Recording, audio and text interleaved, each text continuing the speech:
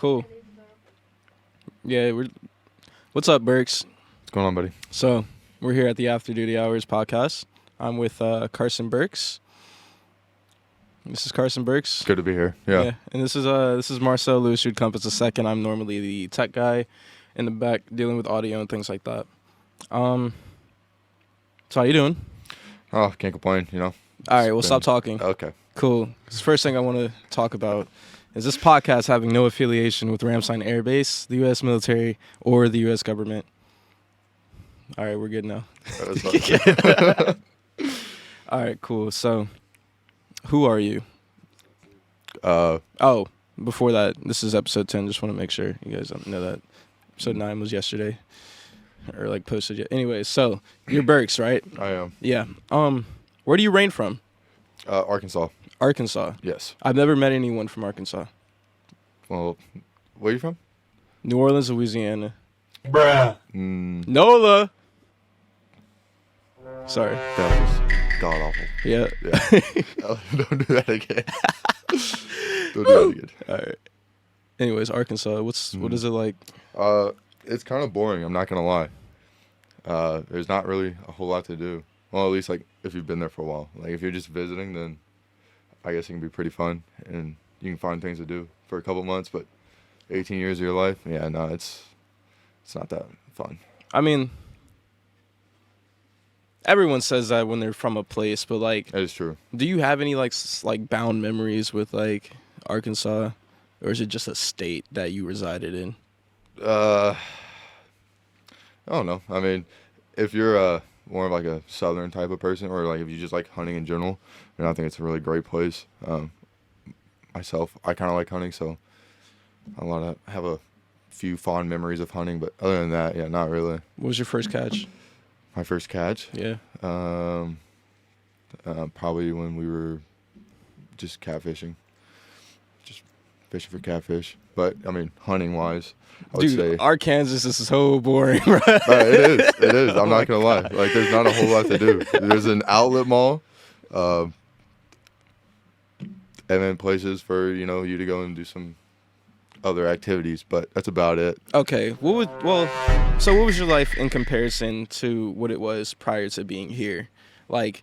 Is there some aspects you miss from back then that you don't have now, being in the military or overseas, or probably most definitely my family. Obviously, okay. You don't really get to talk to them that much out here, or really see them. You can call them, but it's not the same. And then definitely, like I said, hunting. It's a whole lot more, strict out here to get your license. Oh yeah. Be able to go hunt. It's thousands of euros. It's just 3,000 euros. Look at just one specific spot. You can't even go all around. Pretty much, yeah. And then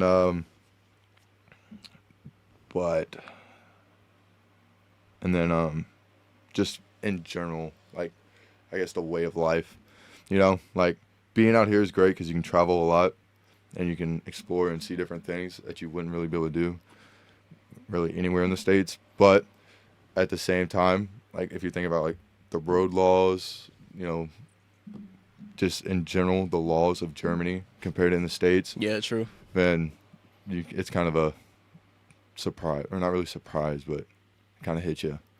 Are you satisfied with your current motion of life prior to where you came from? Oh, 100%.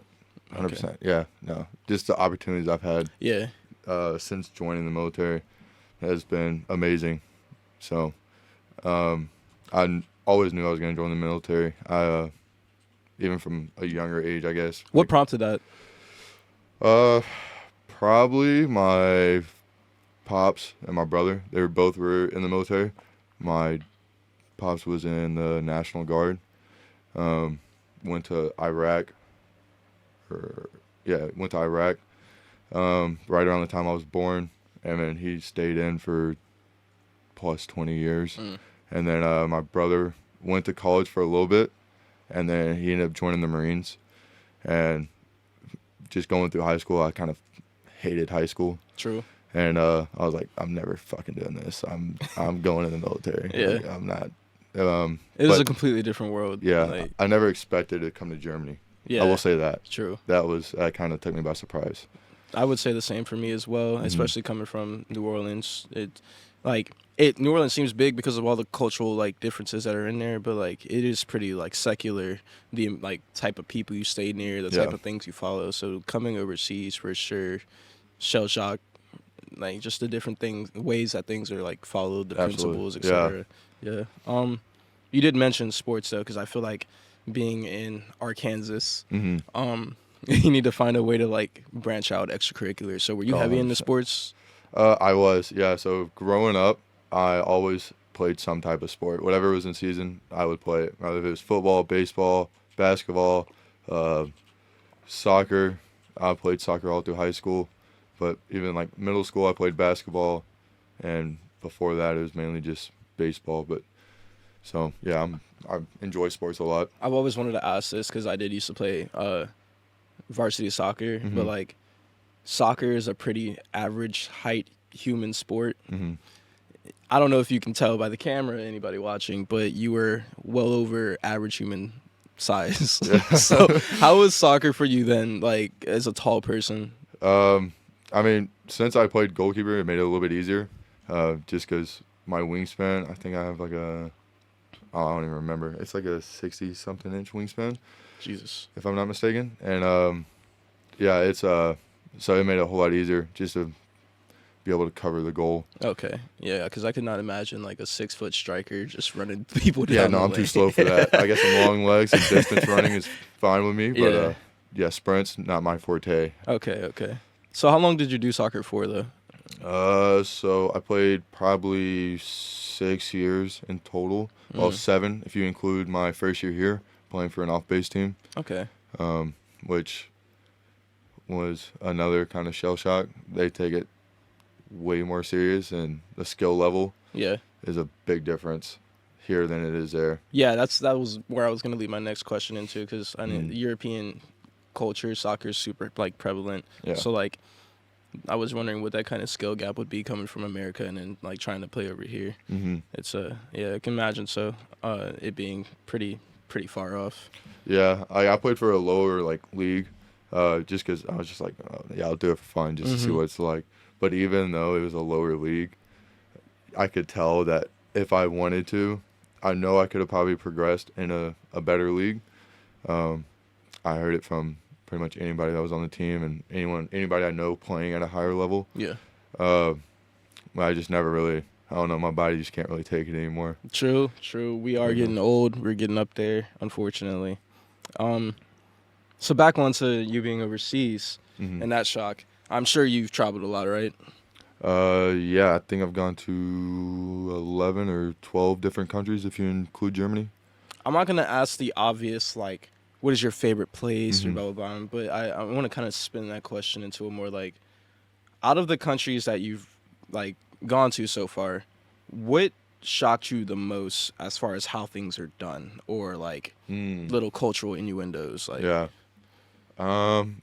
That's a good question. I would say probably Portugal or Paris, so France. At least, so when we went to, my family came out for, I think it was like a week or two, and we went to Paris. And I don't know if it's just because it was during Fashion Week or what, but it was so busy and everybody was just such assholes to like anybody. Like it didn't matter who you were, what you wore, none of that. It's a lot of prestigious. Yeah, it was just like if you were in the way, they told you to get out. And you got places to look good at, bro. Yeah, I guess so. So either there or Portugal, because like Portugal was, we went for Rolling Loud, and so it was like on the beach and everything. But like every time you went around a turn, or like you came up the stairs, someone was asking you if you wanted to buy weed, cocaine, anything. Like it was nothing. And it'd run into you at least 6-7 times. That's crazy. Yeah. And you could say no. And not even just like it's not even like an Amsterdam thing. It's just like yeah, like I've been to Amsterdam, never heard it once. Like maybe once or twice actually, but not as bad as it was in Portugal. And that's I was crazy. Just like, wow. Oh, it's like we got them, boys. But all right, cool. All right. Well, that's interesting to hear. All right, now we're gonna talk on the what is your favorite on top of that, like your favorite place. I would say Ireland. Ireland. Yeah. I think I actually want to retire there one day. Yeah. Yeah, my wife and I have been looking into it pretty avidly. Mm-hmm. What do you like about it? It just, I mean, their cultural, I guess you could say, or even just like the friendliness of the people. Mm-hmm. Like, I've heard mixed feelings about Dublin, but Because I mean, it's always deemed as like the party city. You know? yeah, and that's where like everybody wants to go. We went outside of Dublin to a place called Cork, and everyone was like super chill, super nice to you. Mm-hmm. You know, they called you mate. That you wouldn't even think about drinking. They're like, "Oh, do you want a beer, mate?" And you're like, "Yeah, Yeah, I do. I gotta I take do." one if you're at it. And then and so it was just like really amazing. The scenery was amazing. Even like the taxi drivers were super chill, super nice. Would tell you anything. I think that's one of the biggest like culture shocks that I've like noticed outside of tradition. It's just the way Mhm. people treat each other. Yeah. Because back, I wouldn't say. I guess it's actually pretty similar because like there's a difference between like coming from the South, like Southern hospitality, Yep. and then you can kind of see that similarity being like in Europe. But in America, you do travel to a lot of Mhm. places casually. They would complain out here about going to a country over, and we'll do like a 7-hour drive just to see our aunts and uncles. Like, Yeah. so you do get to experience a different a different bit of like, I guess, people to people interaction. Mhm. But out here, seeing like Germany, for example, it's not rude to stare, but Yeah. yeah, like that was one of my biggest things to kind of get over while being Mhm. here. Because like if you're not engaging with a person and you're prolonging eye contact, it can be seen as disrespect. That's how I've always been Yeah. raised. So getting used to that was a big one. Ireland, how close they are to each other, like Mhm. very touchy, but it's not. It doesn't ever feel like forced or like, any kind of like malevolence. It's just it's just how the culture is. So Yeah. those little tiny things I appreciate a lot while being over here. Yeah. It's yeah. Most of the time I'm like, what the hell is this person staring at? When that's just This is what how they they do. are. Yeah. Or like, you know, like you said, coming from like a Southern cultural, you like say pardon me, excuse me when you like if you bump into somebody. Whereas here, you don't really get that. They just kind of bump into you and just keep walking. Because it's Yeah. just you're following. Everybody's going to a direction. There's Yep. no need to stop. Yeah. And so it's just, man, that and also how they don't wear deodorant out here. That's a big one, especially on the planes for me, because like, and they don't have AC. So they start smelling, and I'm just like, yeah, I gotta. I have some German friends who try to explain that to me. Mhm.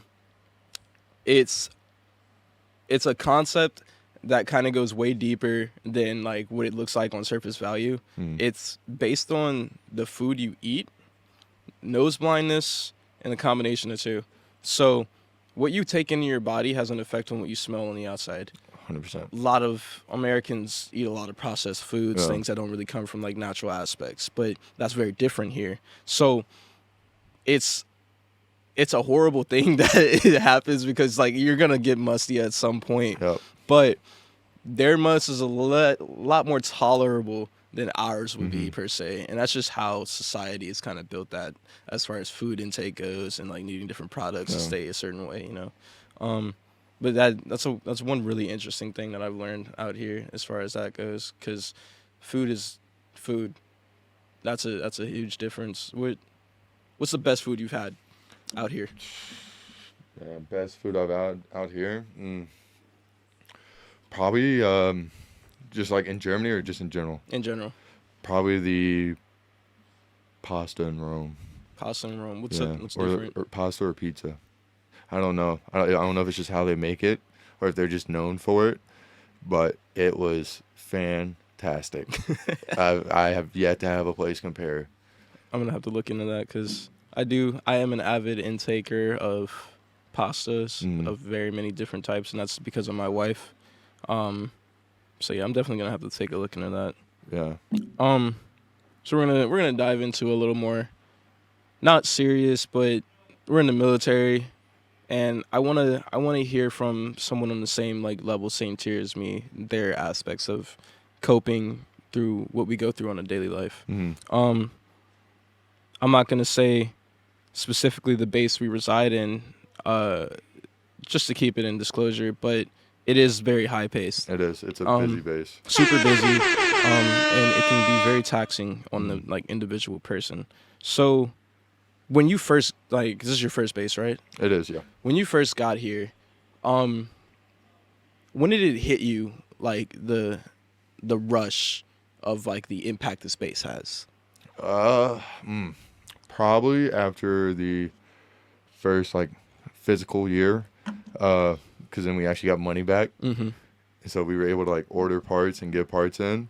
Because when I first got here, all they would say was, "Oh, we don't have any money, so we can't order parts." So all these vehicles just went down, and then we were just sitting there for a little bit, and then all these parts came in, and they tried a new plan, didn't go so well, and it after that, all those parts came in, and then just all these vehicles just keep coming, keep coming, keep coming. And they always say, "Oh, we have to focus on training," but then they turn around and say, "Oh, we got to focus on production."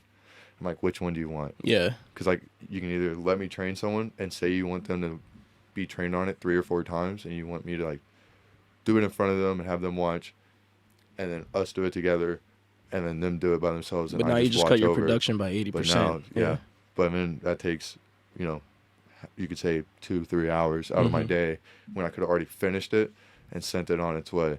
So they got to like decide which they want before they kind of come at us. Yeah. And get onto us for either or. That's true. But yeah, I think no matter what, because we have multiple shops, because we have so many vehicles. Mm-hmm. You know, you have 3 of like the main shops, I guess you could say, and then outlying shops that work on other stuff. And so just the pace of it is, I think, is mainly due to the amount of vehicles we have. Okay. So. Okay. Where would you say you met a balance with that, if you have had any? Because how long have you been here so far? A little over 2 years. I should be coming up on like 2.5, I think. Okay, so that at what point being here did you find that balance? Like between work and life, or Yeah. Probably just recently. Okay. Like I feel like the first year I was mainly just focused on work, and I was just constantly like trying to work. And then so like getting outside of work, I would just be completely drained. Wouldn't want to do anything. Just want to go home, go to sleep, and then wake up the next morning just to do it all over again. Mm-hmm. I mean, like that second year, since that kind of burned me out, I was just a little bit more lazy at work. And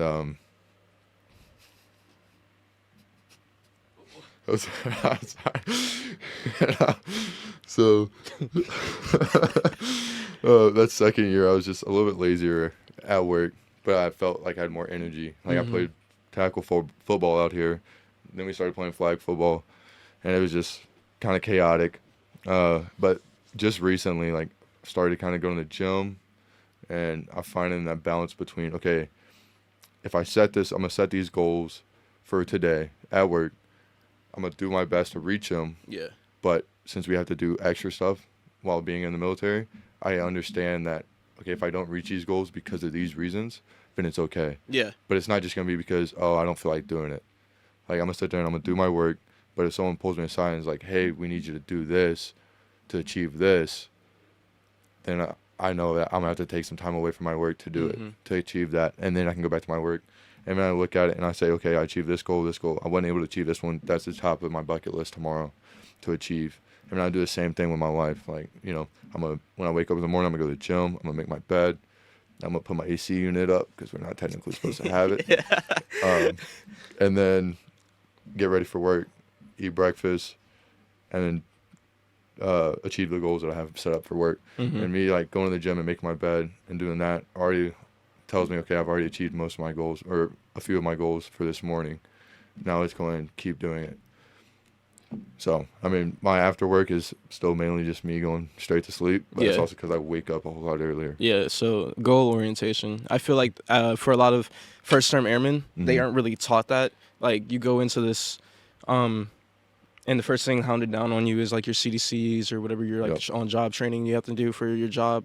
And then right into that, it's straight into work, but they don't teach you about the psychology of being able to manage your, like, day-to-day to make your day-to-day better. They tell you that you should, and they're like, oh, make sure you do this. And then, but they don't really, like, because a lot of these airmen are, including like myself, are coming straight out of high school. Mm-hmm. So they're 18, 19 years old, and then they're in Germany. They don't have a proper work ethic. Yeah. Also coming to a foreign place, you know. Yeah, for a few of them, they might not have worked, like had an actual job before coming here. Yeah. So they don't really know how that process is supposed to go, how to like react to people, and I feel like, because of that, it kind of slows them down and just kind of makes them look bad, I guess, in a way to the leadership, when really, if they could get some help on that and how to be goal oriented and how to like kind of pace themselves and figure out what they need to do and how do they need to achieve it. And I'm not saying like just hold their hand and like show them how to do it the whole time, but like just kind of give them a little bit more guidance. Yeah. Then I feel like they'd be better off in general. So what would and if you were in a position where you could, I mean, we are every day as like peer to peer, we will always tell each other like, hey, we can do this, but like if you were in front of like a first term right now, and you wanted to give them like just that rundown on how to function when it comes to goals, like what would you be able to tell them at this point? Because it'd probably be a lot different from a little earlier than what you have now, you know? Yeah. So I would probably say like, don't be so focused on the big picture and more of like the smaller pictures. Like where I'm working now, we're working on bigger equipment, and we're having to, I guess you could say, do a lot more. We have to do is checklists, and they just look at the checklist as a whole instead of like just taking it bit by bit how it's set up. And they're like, oh my God, we gotta do this, we gotta do this, we gotta do this. And I'm like, no, we just need to do this, and this today, because that'll lead into tomorrow. They get scared intimidated by the face value and not realizing like 3 of those things on face value just solve like 6 other things. Absolutely. Yeah. And that can also cause, help them to, if I can help them realize how to become goal oriented, then just by, even if it's just at work, like even if I only see them at work, but I can help them in a work aspect be goal oriented, and I can be like, hey, you can relay this to your life in general, and you can start, if you want to start reading, you can say, okay, I'm gonna read this amount of pages tonight, not I'm gonna read this book, I'm gonna read X, Y, and Z tonight, like this chapter and this chapter tonight. Yeah, because I have a big issue with that. I'm glad you said that. I'm not gonna read this book, but this page, because like I do that. I'll be like, I'm super interested in this, and I'm gonna read this book this week, and like I won't even touch it because like I didn't set anything up for it. I didn't give myself in the mind space to like tackle that. I didn't give me chapter 1 through 5 today, and like, you know, put it up tomorrow, and like just it. There's a big wall when it comes to just looking at like the big picture sometimes. I feel like for a lot of airmen, especially coming out of high school and sometimes with no like work ethic, it is hard to even just look past Big Blue. It's like you're broken down from BMT, built back up, and then pushed out, and you don't have the, I wouldn't say mental intelligence. Well, I guess it would be like the mental intelligence to understand how to work around everything you're dealing with physically and mentally. So I feel like that should definitely be implemented, or at least have more eyesight on for a lot of the first-term airmen. Honestly, I feel like this should be one of the last places a first-term airman should be able to go, because you want to be so like, they want to prioritize, you know, pushing vehicles out and like production rating, but at the same time, like bases back in the States, I know a few people who they had to finish their CDCs. They would go in and work on their CDCs from 7 to 4 until they finish their CDCs, and then they could go to the shop floor and like actually start working on vehicles. And they would finish their CDCs within like a month, whereas here you have a whole month to do like a volume. One volume when there's 4 volumes to do in just one set. So I feel like this is one of like the worst places you can go, because also they say while you're 3 level, which are like when you first get out of tech school, you have to work with a 5 level. Well, if you don't, when I first got here, we didn't have enough 5 levels. It was me and another 3 level just pulling apart a vehicle. The ratio is always bad, yeah. And then we're just pulling apart this vehicle to fix a problem, and then we're having to put it back together, hoping it's correct, when we don't really have that type of experience because we don't have a 5 level with it. That's true. So, and I feel like that's another thing we kind of lack on here. I'm not really sure on the Air Force side what can really fix that ratio. I've been here since 19, and it's a repetitive cycle. I personally feel like the airman that I am now, as far as like the worker in my job goes, like kudos to myself. I'm doing a lot better than I was, and I'm helping a lot more people now. But I wouldn't have I wouldn't have gotten that experience if from a different base. But my gosh, I much would have preferred to get the training that I've gotten at a different base before coming here. Mm-hmm. What really helped me the most was just going to Qatar and getting shipped out as like a first-time airman with just a lot of experienced people. There's nothing but experience out there when out in range. So that's what helped me and hone my ability to like put CDC to skill and then skill the actual like project, you know. Mm-hmm. Without that, I don't think I'd be the same as efficient as I am with the work now. It's a good preparation, but it's not a good start at all. Oh. Cause like from here coming anywhere else, I'm probably thinking it's gonna be light work, you know. Yeah, I think so too. I know a few people that have gone to like different bases, even back stateside, and they're like, oh man, compared to where we're at, like it's cake. Yeah. Like they get kind of bored.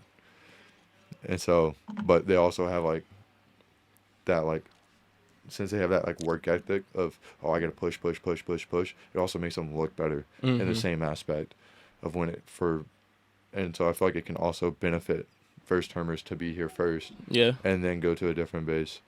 But so it's like it's a double-edged balance. sword. Yeah, it's a double-edged sword for sure. So so you did mention like a little earlier ago, carrying the goal orientation to your like just outside of work, but also to your life.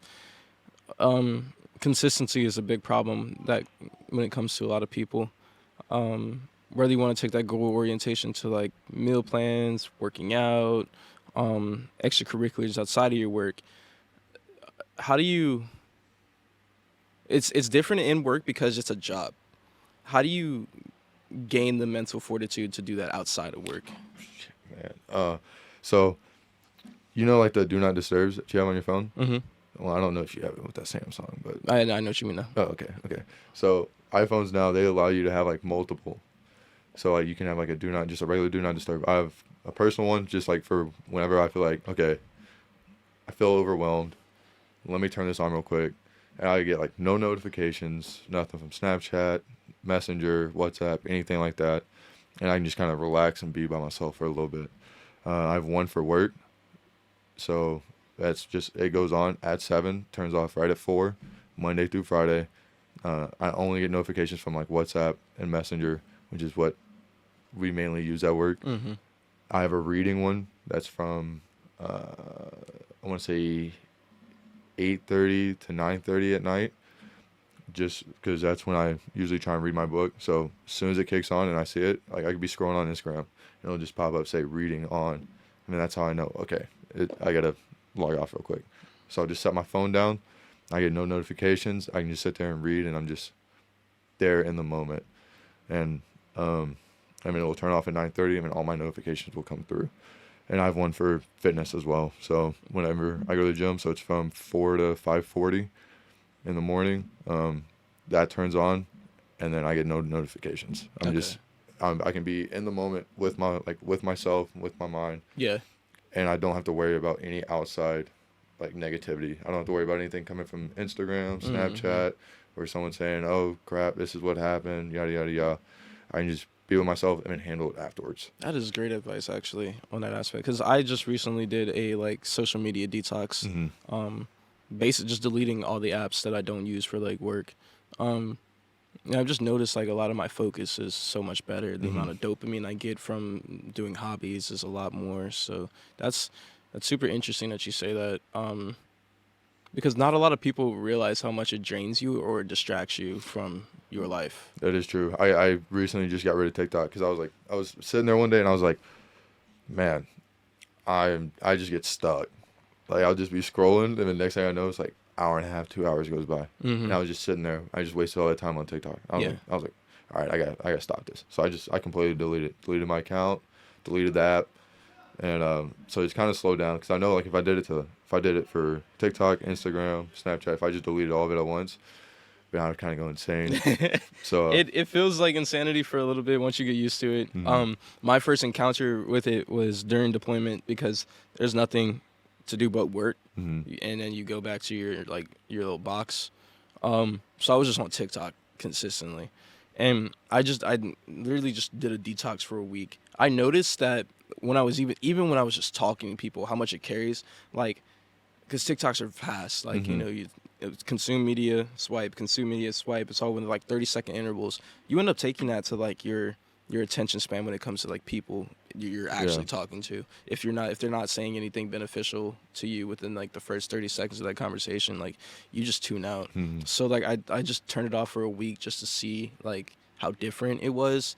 Day 3 was like really annoying because it was like I'm bored, I'm sitting here, I'm working, but now I'm at lunchtime. You What see do I everyone do? scrolling. Yeah, and yeah. and You're you looking don't have around, it. And you're like, and you try and make like prompt conversation with somebody, and it's just like it's not the same. By day 5, I was like, I started to just like stare at things differently, bro. I was like, yo, look at the sky today. like it's really blue today. today. It's blue up there, but like you start to pick up on like the little things you ignore. Mm-hmm. By day 7, like the detox, it was like I was paying more attention to the things I was doing in work. It was like I'll try and look at some TOs or whatever, and I noticed that my focus within reading in between the lines is much different than when like just going to a vehicle or watching a YouTube video. Mm-hmm. So it was a really interesting like experiment I did with myself. So after that, I think it was the New Year's resolution for this or last year. I was like, I'm just gonna do everything all at once, and like the cold turkey felt weird for a bit, but it was easier because I did that thing with TikTok like much earlier than Mm-hmm. that. But yeah, it's a huge improvement in just my day-to-day like focus, my engagement. 100%. Yeah. Yeah. And you honestly find yourself with a whole lot more free time Mm-hmm. in that same aspect. Like when you would usually be scrolling, you can take that time to, like, some people, they'll sit there and they'll get home from work and then they'll start scrolling on TikTok. Yeah. Me, I get home, hop in the shower, go get dinner, and then I could have at least hour and a half, 2 hours before I'm like, okay, I need to read my book. Mm-hmm. To where I can if I want, I can watch Netflix, or I can log onto my email and then and handle some more business if I need to, or I can just get out of the house or out of the room. Just do something. Yeah, I can. Yeah. Yeah, I can go run on the track. I can go down and hang out with one of my buddies. So you find a whole lot more free time when you do it. Yeah. Speaking on the free time, or I should say lack of free time, but an extracurricular. You're in a booster club, right? Oh God, yeah. Yeah.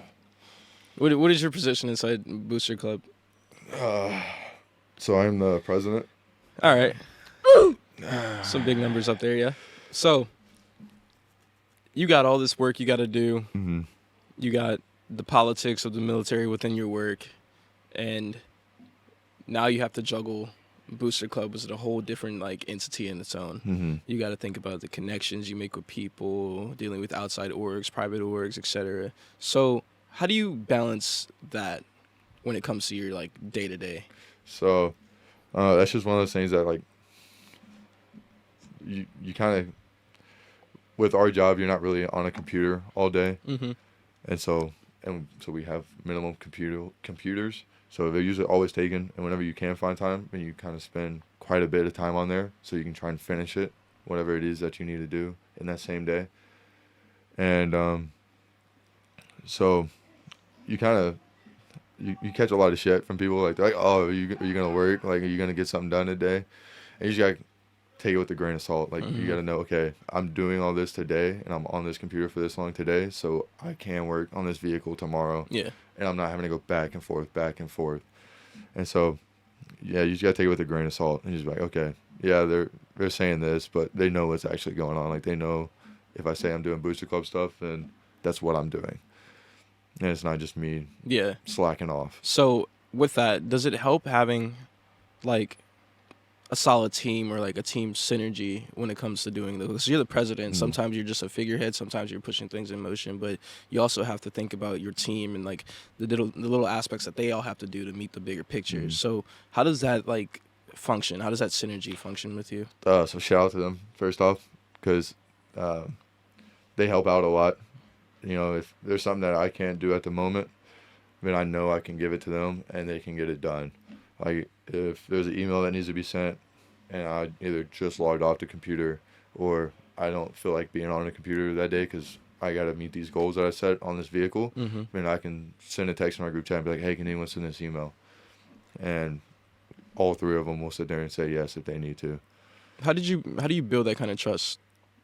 I feel like it's mainly just through communication, right? Like if I'm sitting there and I'm making, I'm agreeing to do stuff for other private orgs, I'm saying, oh yeah, we can be a part of this, or oh yeah, we can give you, this amount of money, or whatever it is, without talking to them first, and they're not gonna really like or respect me in that position. They're just gonna be like, oh, he's just doing whatever he wants, so why would we help him? Yeah. But if I can go to them and say, hey, this private org wants to know if we want to join them in this, what is y'all stand on this, and we can take a vote within ourselves on if we're going to do it and see what's going to be better for the squadron, then and I feel like that helps a lot, and that they're like, okay, he wants us to be a part of it, he's giving us, I guess you could say, like a voice, so they know that they can trust me and like come to me and say, hey, I had this idea, and I'm gonna be straight up with them. Yeah. Like I'm not gonna be like, oh, that idea. I'm transparent. Yeah. That idea sucks. Like I'm not gonna be like that.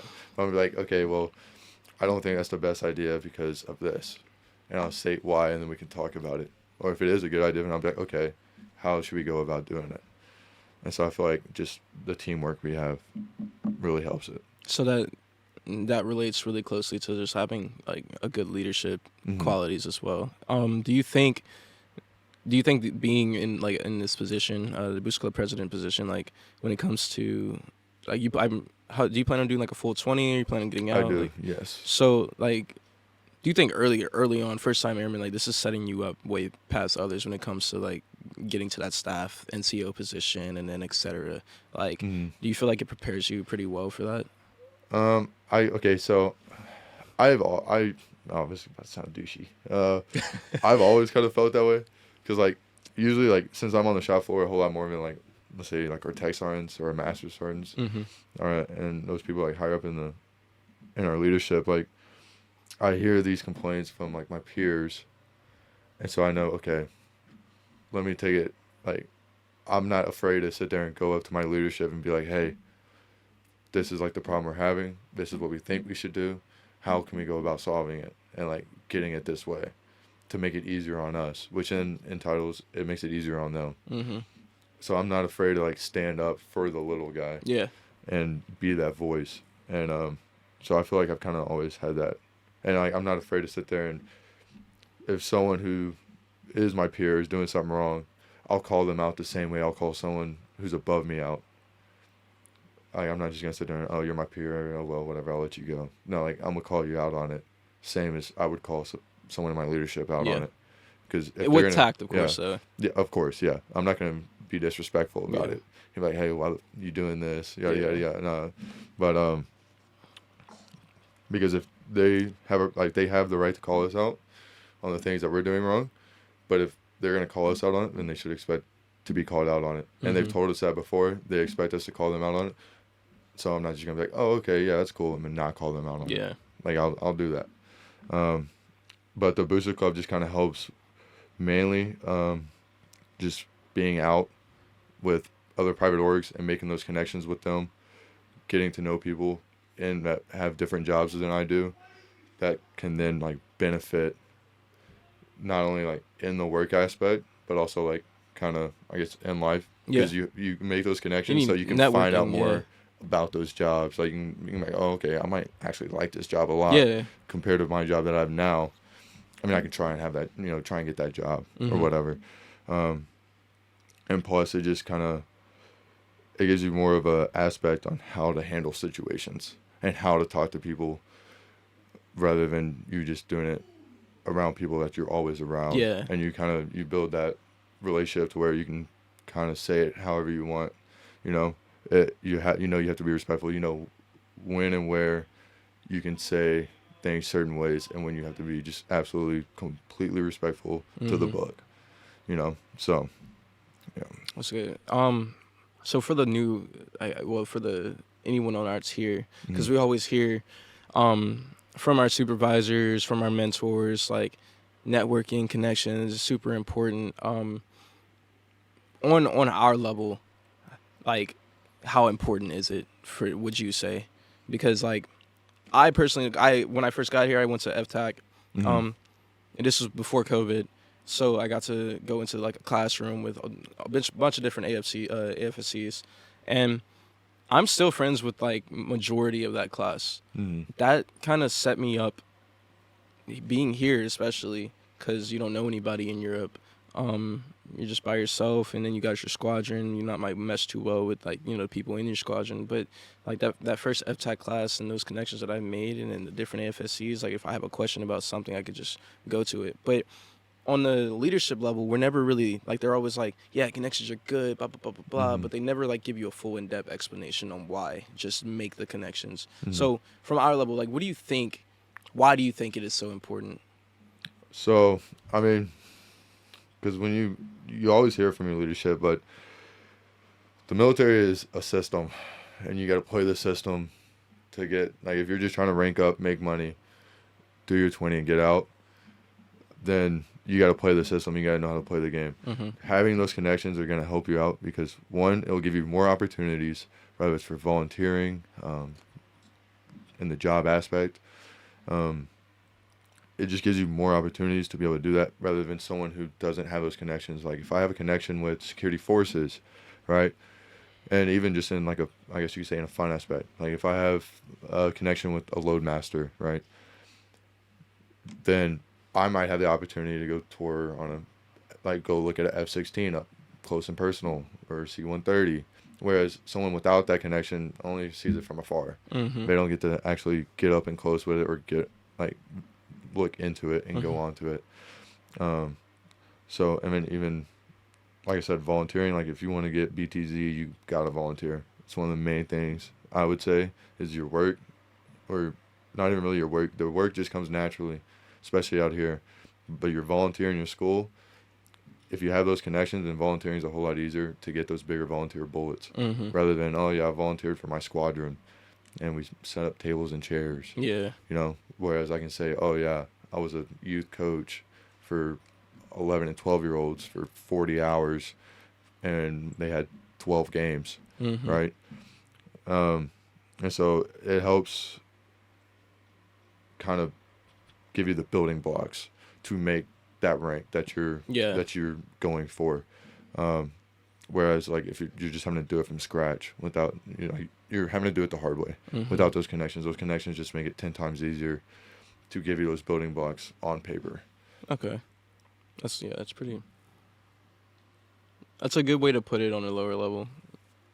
Because like we predominantly hear a lot of like figurehead wording Mm-hmm.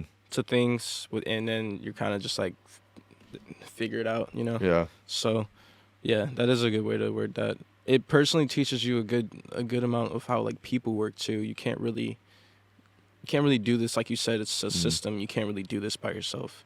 Yeah. Yeah, that's pretty interesting. Yeah, you can't really expect just like everybody to work in the same way that you work. Mm-hmm.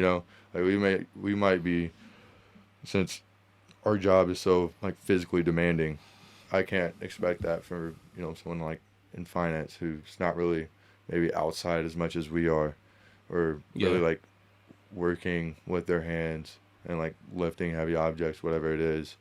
Just as they can't really expect me to be able to log on to the computer and do whatever it is that they do. Yeah. So you just have to kind of find that balance of working with other people. And it gives you synergy to work within the system. It does. Speaking of physical and like heavy lifting, the gym. Oh God. Yeah. Yeah. I need some advice, dog. Okay. Because I usually work out from home. Mm-hmm. So I used to have like a barbell and everything and a bench in my house. I had sold it because we're about to leave soon. But I still like, get on the pull-up bar and etc. But there are days where I'm just absolutely, like the mindset is just not there. I know you wake up in the morning and go to the gym and you have like your time sets and schedules and yada yada. At what point here did the routine kick for you? Mm-hmm. Because like I just can't figure out a routine for myself. There's too many things going on, it's just a lot of like politics and situations, people issues. It's just it feels like there's so many distractions, and like at heart I know it's me. So like, what kind of set that like concrete in stone for you? So I used to go pretty much like late at night. Like it'd be like 10, 11 o'clock when I would go. I mean, I would get 5.5 hours of sleep, wake up, and I'd just be in a bad mood, like at work, like at least for the first couple hours, because I was still basically waking up. So I was just in a bad mood, didn't really care. And then there was one day where I like stayed up all night, and I was like, oh, I'll just go to the gym in the morning. Why not? Went to the gym in the morning, and what really did it wasn't the gym, it was the shower I had afterwards. So the shower I had afterwards just completely like it was a cold shower, woke me up, and I was just in a completely like flipped 180. Like I was in a good mood. I was ready to work. I wasn't, I'm still kind of an asshole to people. It wasn't as bad. But that was your caffeine, like, yeah, this year. Pretty much, yeah. And so like that shower, like since it woke me up, it already had me like waking up. I was already woke up from it. So when I got to work, I wasn't still waking up. I still went in that like half asleep, bad mood. Yeah. That you see a lot of people in. And I mean, it just depends on like if you know you can go to sleep early, and like at first you kind of have to force yourself. But yeah, because that's what I'm trying to do now. I'm like trying to get myself. I'm trying to not eat past 7 o'clock. I'm trying to go to sleep before or get in bed at least before 9. You know.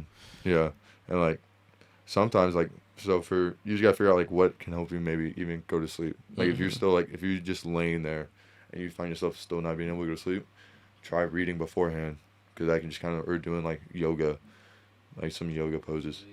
Yeah, play some League of Legends, you you play League, you're gonna be up all night. All right, I'm sorry, but or you can sit there and you can listen to a podcast. Some people like I don't. Yeah, shout out to the After Duty Hours podcast. Yeah, well, not really that. Make sure you listen to them when you're like fully awake. That way you can get through it all. Yeah, you got to listen to the whole thing. Yeah, and then even some people it's like white noise. Just like they'll turn a fan on. Yeah. Or an app that they have that has a fan on it. I got a couple fans, a couple ACs blowing at maximum capacity. And so you just got to figure out what kind of would help you fall asleep. I think that's also been my biggest struggle as well, is just getting to sleep. Is like, because like there's so much. I am a morning person, surprisingly. It's just getting to the morning is always a struggle. So, because I would much rather have like 18 hours in a day starting at like, the dawn, because you just have so much day left versus like people who wake up at 8 o'clock and then it's already 4 and you're like it hasn't even been it's just getting to sleep, but knowing a routine can like help with that. Yeah, and it's also about like consistency, right? So like there's some days where I'm like I'll look at my phone and it's like freaking 10 o'clock, like I either went and did something or I went out and had dinner or something. So I just end up getting home later. And I'm like, okay, if I'm going to have my rest day now, then I'm not going to do it. Like, then if I have my rest day in the morning, then I got to work out on my scheduled rest day. Like, I can't just take 2 days off. I'll sit there and I'll just switch it. And so that's another thing, is just being able to find when you are able to go from like that consistency of it's not me having to go to the gym, it's me wanting to go to the gym. Yeah. Like there's some days where I'll work out in the morning and by the afternoon, like I'm like, damn, I kind of want to go to the gym again. I think that's the biggest thing with me, is like the chore, the concept of the chore. Yes, sir. If you don't know, we're playing War right now during the podcast. It's just something light, but yeah, it's the consistency and it's just the concept of like wanting versus a need. I always have a problem with things like even starting new hobbies, whether I want it to like it becomes a chore or not, and that's the biggest turn off for me with these types of things. But hearing just the benefits of it starting for you.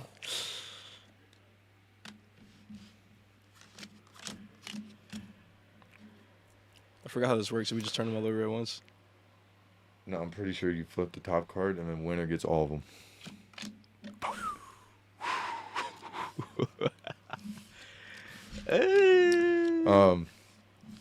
Yeah, and then I mean, and it's something I also take up like with when it comes to reading. Shout out to my boy Sobe. I heard him say one time, like if he starts reading a book and he ends up like, because he's like, me and him are the type of people who will fall asleep while we're reading, and if he does that, then he stops. It doesn't matter where he's at in the book. He'll restart from the beginning. That's a good way to take in Mm-hmm. what you're actually reading, because you're not only giving yourself a refresher, but like you're going back over everything. Yeah, that's pretty. Yeah, and because I mean, for me, if I'm tired and I know like I'm still reading, I don't remember half that crap that I just read. That's true. I'm half asleep. Like I was reading it in the moment, but I don't remember it the next day. So it's a great thing to have. All right. I think we're gonna cycle our way. I don't know if you win that or not. I guess we'll call it 11. Yeah, I'll give you that. Okay, thank you. I'm gonna segue towards some questions.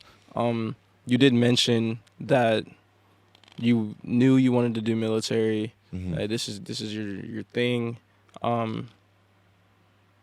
Before I get into that question, have you ever thought about like OTSing, or do you want to stay fully enlisted? Because that's something we don't ask a lot of people, and not a lot of people ever actually have an answer towards that.